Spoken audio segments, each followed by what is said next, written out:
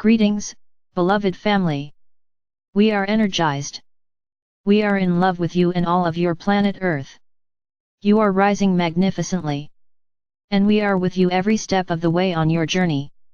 And so it is that we have been observing and, yes, we have been very busy in so many places.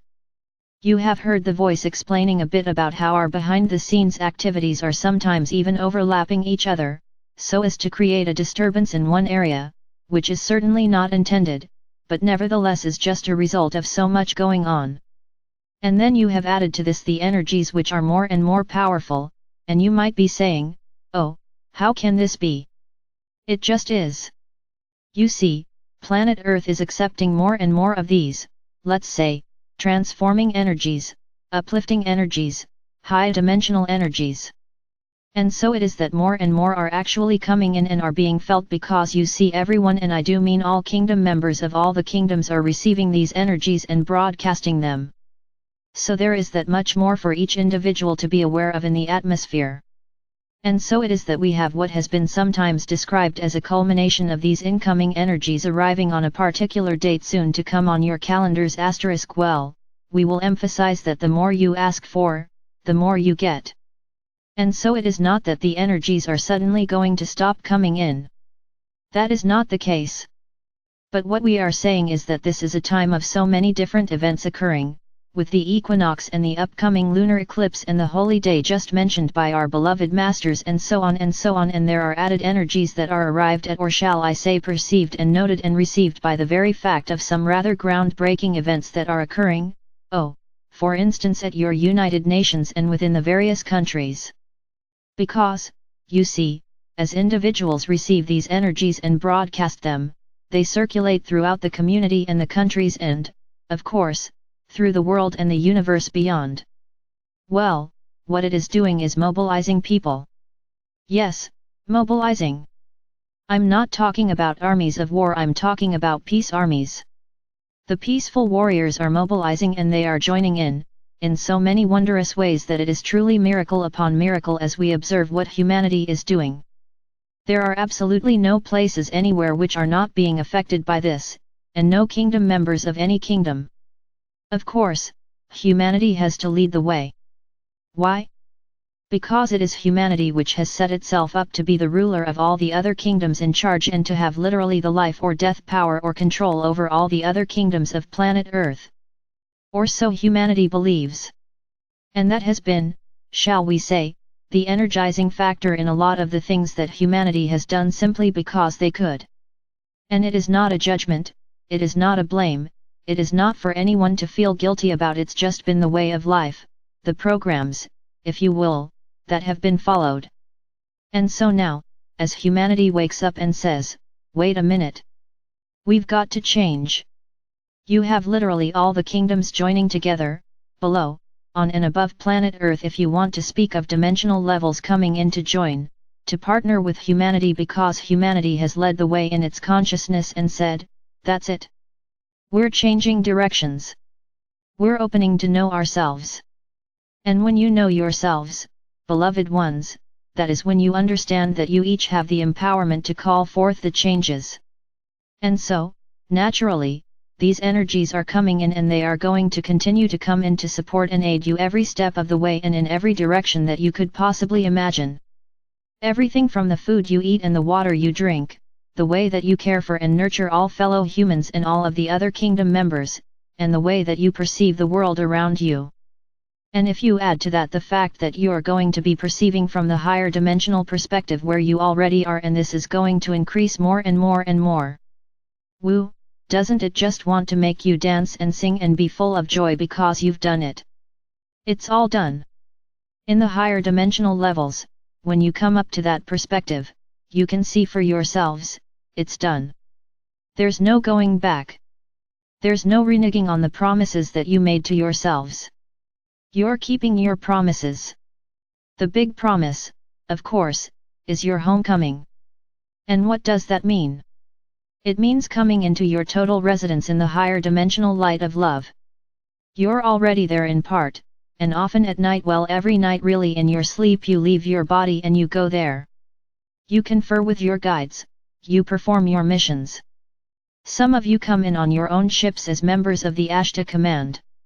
How exciting to know that more and more of these experiences are going to be, let us say, real, consciously real to you, because you are going to understand that you are living them even now. Yes, you've got some changes to undergo in your third-dimensional dense bodies, but have you consulted lately? Have you checked in with your White Brotherhood medical team or your angel guides, or whomever, to find out? You might ask a question such as, I know my body is losing density. I know my body is literally lightening up. Can you verify? Can you confirm this? Some of you who are, shall we say, more scientifically inclined, might even say, can you give me a percentage of how much more my body is light than it was, let's say, 5 years ago? And you can do some testing and so on, if you're so inclined. The point I'm making is, yes, you're evolving. Yes, you're moving into that which you promised yourselves long ago that you would do. And so is it any wonder you might be a little tired, here and there? With all of these energies coming in, with all of these momentous occasions happening one right after the other, changing your world completely, moving you up into higher dimensional reality, lifestyle, and consciousness, and giving you the freedom which has not been available to you in 3D at least, very little of it has been available to enjoy the lives you are living completely, to manifest and create whatever it is that is your heart's desire.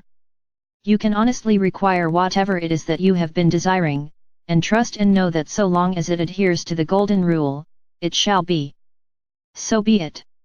It shall be. Now of course, it can be overridden by that which you call your higher dimensional selves.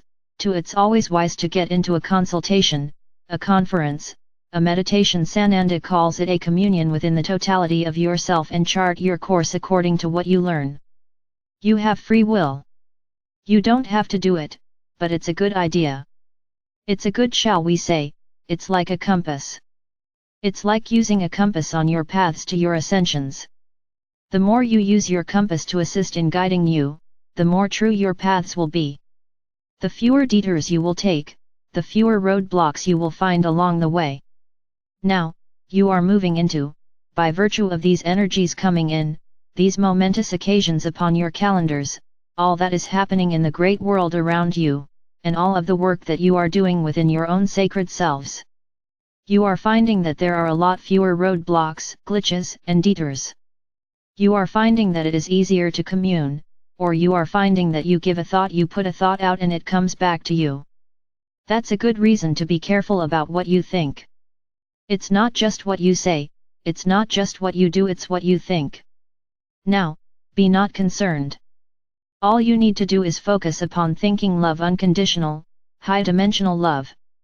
And the more you do that and utilize these incoming energies, the easier. Some people call it monitoring your thoughts, we will simply say being in harmony with your thoughts. This will be. So, again, it comes back to the energies and their usage by you, each and every one of you as individuals, and then, by what you do within your communities or within the community of our Ashtar on the Road family.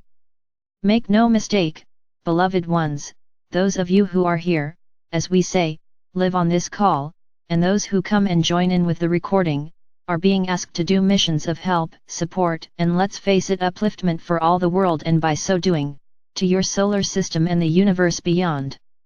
Yes, we have mission and purpose as members, family members of Ashtar on the Road. We're all in this together.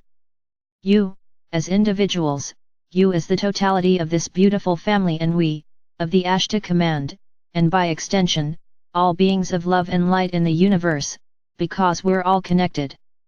We're all one.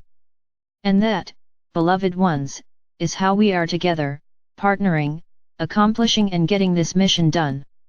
And that is why I tell you, it is done. It is done.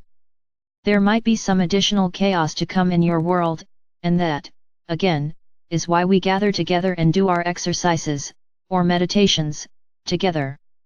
And that is why we invite you to continue them, to repeat them, to add all inspirations that you have, and to join with all the light workers of the world and the universe beyond in accomplishing this great mission.